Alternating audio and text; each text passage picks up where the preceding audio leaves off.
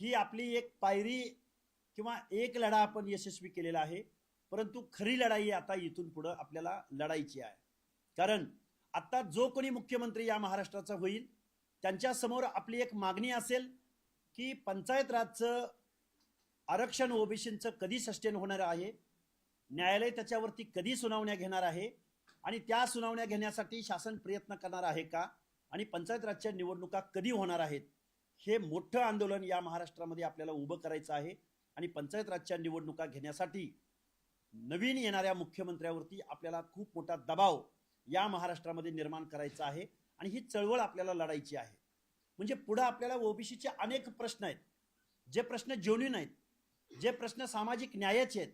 कुणीतरी प्रेस घेतली म्हणून मी प्रेस घ्यावी, खरं तर कंटाळा आलाय कुणाच्या तरी प्रेसला उत्तर देण्यासाठी प्रेस घ्यावी. कारण पुढचा माणूस तेवढ्या